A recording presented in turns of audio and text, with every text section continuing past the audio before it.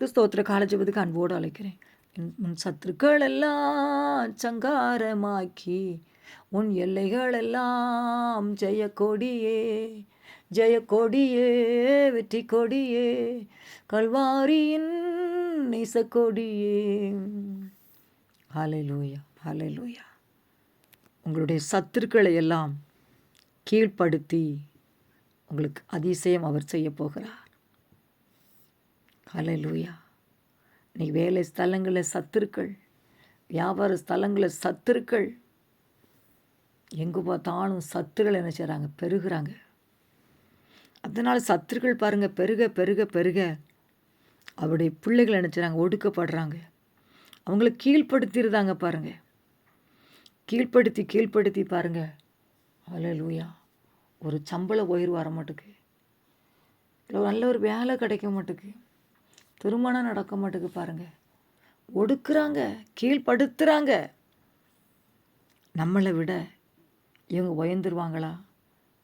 நம்மளை விட சம்பளம் அதிகமாக வாங்கிடுவாங்களா? நம்மளை விட பெரிய வீட்டை வாங்கிடுவாங்களா?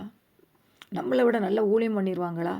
எப்படியாவது நம்ம என்ன செய்யணும்? கீழ்ப்படுத்தணும். உங்கள் பிள்ளைகள் படிப்பை கீழ்ப்படுத்திடணும். இப்படி வேலை கிடைக்கூடாது, திருமணம் நடக்கக்கூடாது. கீழ்ப்படுத்துன்னு சொல்லி பாருங்கள். இன்னைக்கு சமுதாயம் சுட்டி திரிகிறது. சத்துருக்கள் எங்கும் சுட்டி திரிகிறாங்க. ஹல்லேலூயா. வியாபாரத்தில் பாருங்கள், போட்டிகள் பொறாமைகள். எப்படி இந்த வகையில் கடை வைக்கலாம்? இந்த கடையை நான் காலி பண்ணி விட்டே ஆவேன். ஹல்லேலூயா. இன்னைக்கு எங்கும் பாருங்கள் பொறாமைகள், போட்டிகள், எரிச்சல் அதில் பெருகி கொண்டே இருக்கிறது. வார்த்தை சொல்லுது 1 நாளாகமம் 17ஆம் அதிகாரம் 10ஆம் வசனத்தில், உன் சத்துருக்களை எல்லாம் கீழ்ப்படுத்தினேன், இப்போதும் கர்த்தர் உனக்கு ஒரு வீட்டை கட்டுவார் என்பதே உனக்கு அறிவிக்கிறேன். ஹல்லேலூயா. நீ சத்துருக்கள் பெருகிறனால ஒரு வருமானத்து வழியெல்லாம் போயிட்டு, சத்துரு பெருகிறனால ஒரு சொந்த வீடெல்லாம் போயிட்டு, சத்துரு பெருகிறனால உங்கள் பிள்ளைகள் படிக்க முடியாமல் போயிருக்கலாம், சத்துரு பெருகிறனால திருமண தடைகள் இருக்கலாம், சத்துரு பெருகிறனால தேவ சந்ததியை பெற்றெடுக்க முடியாமல் தத்தெடுத்து கொண்டு இருக்கலாம். இன்னும் பாருங்கள், சொல்லிக்கொண்டே போகலாம். எங்கே பார்த்தாலும் சத்துருக்கள் உங்களை கீழ்ப்படுத்தி கீழ்ப்படுத்தி இன்றைக்கி ஒரு நன்மை பெற்றுக்கொள்ள முடியாமல் நீ தத்தெடுத்து கொண்டு இருக்கீங்களா? வசனம் சொல்லுது, கீழ்ப்படுத்துவேன், உன் சத்துருக்களை கீழ்ப்படுத்துவேன். சோர்ந்து போன மகளே மகளே, உன் சத்துருக்களை கீழ்ப்படுத்துவேன். வேலை ஸ்தலங்களில் உனக்கு விரதமாக எழும்புகிற கூட்டங்கள் எத்தனை, சபலம் கீழ்ப்படுத்துவேன் என்று சொல்லி வார்த்தை சொல்லுகிறது. ஹல்லேலூயா ஹல்லேலூயா. தாவீதை பார்த்து தான் பாருங்கள் அந்த வார்த்தை கர்த்தர் சொல்லுகிறார். 7ஆம் வசனம், இப்பொழுது என் தாசனாகிய தாவீதை நோக்கி சேனைகளை கர்த்தர் சொல்கிறது என்னவென்றால், நீ என் ஜனமாகி இஸ்ரவேலின் அதிபதியாக இருக்கும்படி ஆடுகளின் பின்னே நடந்த உன்னை ஆட்டு மந்தை விட்டு எடுத்தேன். நீ போன இடமெல்லாம் உன் சத்துருக்களை உனக்கு முன்பாக நிர்மலமாக்கி பூமியில் இருக்கிற பெரியோர்களின் நாமத்திற்கு ஒத்த நாமத்தை உனக்கு உண்டாக்கினேன். ஹல்லேலூயா. அந்த வார்த்தை வாசிக்கும் பொழுது பாருங்கள், தாவீதுக்கு எத்தனை சத்துருக்கள். ஆடுகளை மேய்த்தன அரசனாய் மாறிப்போனான். ஹல்லேலூயா. சில ஜனங்கள் கோலியத்தை பார்த்து பயந்தார்கள். இராணுவம் பயந்தது, ராஜா பயந்தார். ஆனால் ஆடு மேய்த்த அந்த தாவீதை பாருங்கள், கர்த்தர் அபிஷேகம் பண்ணினார். அவ்வளோ ஒரு வைராக்கியம், அவ்வளோ ஒரு பாருங்க தன்னுடைய ஜனங்களுக்கு ஆமென் ஒரு வைராக்கியம் பாராட்டினார் பாருங்க. இந்த கோலியத்தை எம்மாத்திரம்னு சொல்லி தேவனுடைய பலத்தினால முறியடிச்சு போட்டார். அப்படியெல்லாம் பாருங்க அதிசயம் அற்புதம் செய்து செய்து ஹல்லேலூயா. போகிற இடத்துலலாம் சத்துருக்களை கீழ்ப்படுத்தி தாவீதை என்ன செஞ்சாராம்? பெரியோர்களின் நாமத்திற்கு ஒத்த நாமத்தை அவர் கொடுத்தாராம் பாருங்க. இன்றைக்கி ஒரு சத்துருனாலே வாழ்க்கையில் முன்னேற முடியல. ஆனால் தாவீது பாருங்க, துதித்து துதித்து இன்னும் துதிப்பேன், இன்னும் துதிப்பேன், இன்னும் போற்றுவேன், இன்னும் உம்மை ஆராதிப்பேன். கர்த்தரை எப்பொழுதும் கர்த்தரை எப்போதும் நான் துதிப்பேன்னு சொல்கிறாரு பாருங்க. அவர் துதி எப்பொழுதும் வாயில் இருக்குன்னு சொல்கிறாரு. எவ்வளவோ எதிரி தாவீதுக்கு, ஆனால் கர்த்தர் கீழ்ப்படுத்தினார் பாருங்க. ஹல்லேலூயா. சவுல் எழும்புனா, கர்த்தர் அவனை கீழ்ப்படுத்தி ராஜாவாய் மாற்றினார்.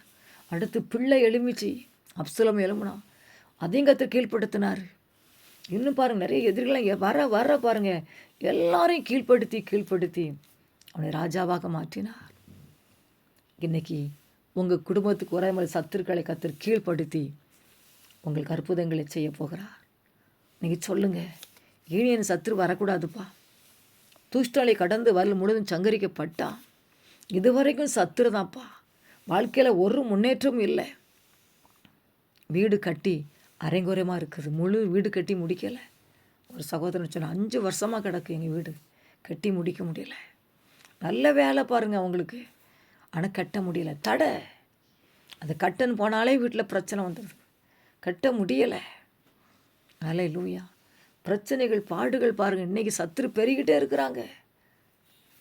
அல்லேலூயா. ஒரு சகோதரி சொன்னாங்க, வீடு கட்டி உள்ளே நாங்கள் போனோம், அவ்வளோ சந்தோஷம். சொந்த வீடு வேணும்னு சொல்லி அத்தனை வருஷமாக நாங்கள் அழுதோம்.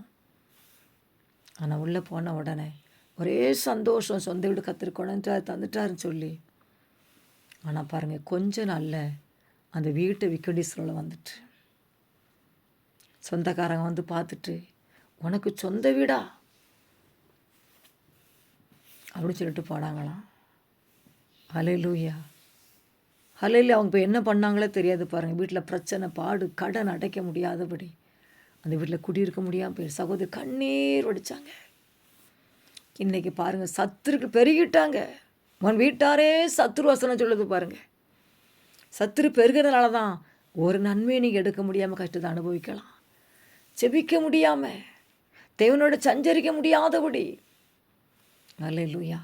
நீ வார்த்தை சொல்லுது, உன் சத்துருகளெல்லாம் கீழ்ப்படுத்தி உனக்கு வீட்டை கட்டுவேன்னு சொல்லி தாவீதுக்கு செஞ்சு முடித்தார் பாருங்க. கர்த்தர் நமக்கும் செஞ்சு முடிப்பார்.